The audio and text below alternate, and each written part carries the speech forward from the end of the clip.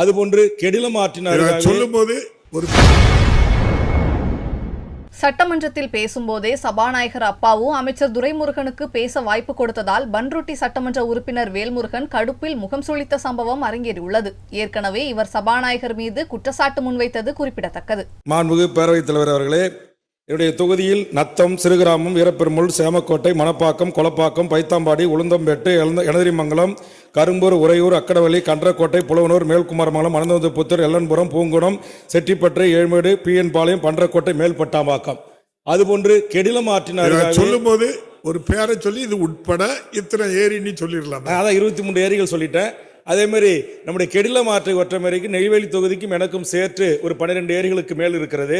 நாங்கள் வேண்டுவது ஒவ்வொரு முறையும் மழை பெய்கின்ற போது கெடிலம் ஆற்றின் வழியாகவும் தென்பண்ணை ஆற்றின் வழியாகவும் உபரி நீர் பல மில்லியன் லிட்டர், கோடிக்கணக்கான மில்லியன் லிட்டர் தண்ணீர் கடலில் கலக்கிறது.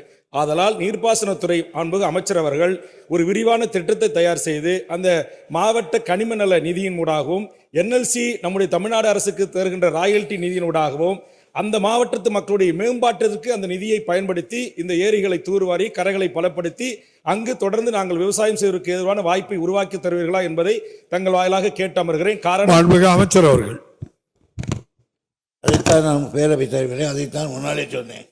அவர் கூறில் இருக்கிற ஏரிகளை முழுவதும் அவர் ஒப்பித்திருக்கிறார். எனவே அவைகளையெல்லாம் எது இதில் செய்யலாம், எது இதில் முடியாது என்பதையெல்லாம் அரசு அந்த எஸ்டிமேட்களை பார்த்த பிறகுதான் நிதி நிலைமைக்கு ஏற்ப நடவடிக்கை எடுக்கப்படும். செய்திகளை உள்ளது உள்ளபடி தெரிந்து கொள்ள ரெஃப்ளெக்ட் நியூஸை சப்ஸ்கிரைப் பண்ணுங்க.